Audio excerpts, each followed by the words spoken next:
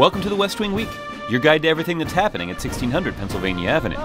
This week, the president attended the Team USA basketball game, hosted the Baylor University Lady Bears basketball team, and proposed a STEM Master Teacher Corps, while the First Lady traveled to Philadelphia for Let's Move, and to Birmingham to tour tornado recovery.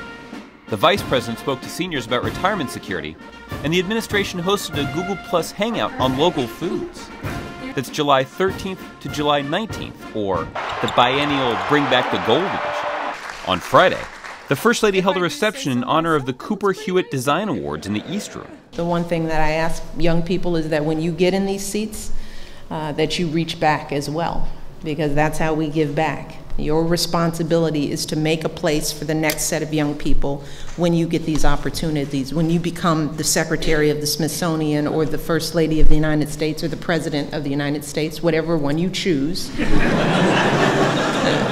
that you always find a way to keep bringing other young people along with you. We got that? Fair deal?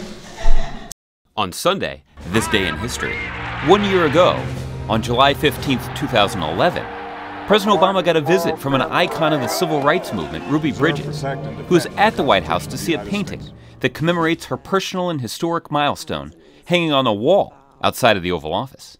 The painting depicts my walk into William Frantz School, integrating the public school systems in 1960. Can you still put your head back into these chairs? Absolutely. You can still kind of go back there? Yes, and I do every day. On Monday, the Vice President spoke to community leaders representing more than 60 seniors groups from across the country, where he highlighted how the congressional Republican budget would affect the programs middle-class Americans depend on for retirement security. Challenge, and it's a real challenge, as a pretense to dismantle these programs. And the President and I refused to shift the burden on the backs of the people who work so darn hard their whole life, who earn their retirement. Some things are worth fighting for, folks. And this is worth fighting for.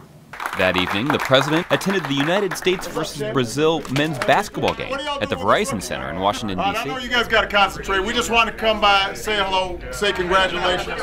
Thank you. And, you know, we couldn't have better representatives for the United States. So I know you guys are going to bring back the gold, but I also know you guys will you know, be just a class act over in London. But anyway, you guys are going to do great. I'm making this prediction right now.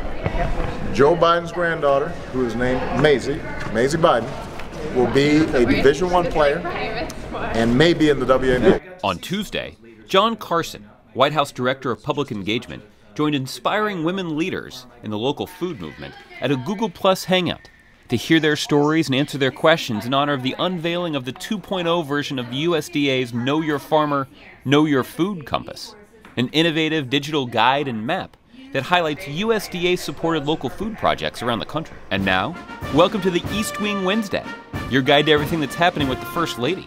Today we travel to Philadelphia for a Let's Move event with mayors and local elected officials, then to Birmingham to visit tornado rebuilding sites.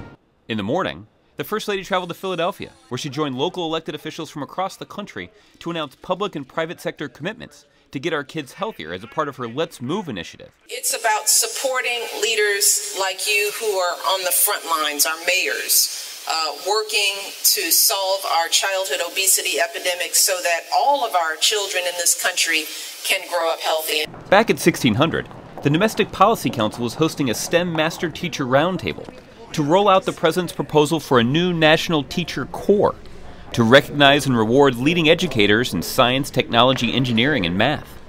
As the First Lady left Philadelphia for Birmingham, Alabama, President Obama welcomed the 2012 NCAA women's basketball champion Baylor Lady Bears to the White House to congratulate them on their historic 40-0 season and to highlight the commitment they've made to their community, including their work with students and the homeless in the Waco, Texas area. What do you got here? Little Dr. Pepper? Yeah. Y'all got your own Dr. Pepper brand, huh? All right, well, let's get a picture with the Dr. Pepper here. There you go. Hi, how are you? What are you giggling about? Come on. Well, you got another Dr. Pepper for me? Actually, it's the same one, but I just wanted to take a picture. Arriving in Birmingham, the First Lady was briefed on tornado recovery by local officials. The First Lady visited the state with the president in 2011, just days after the powerful and devastating storms that damaged homes and businesses all across Alabama. Now, a year later, she saw the rebuilding progress that's been made and visited with some of those affected by last year's tornadoes, including the kids of Camp Noah, which was created to help children play, process, and heal from their disaster experience. To find out more information on any of these topics or to see complete videos of these events, go to whitehouse.gov. And thanks again for checking out your East and your West Wing week.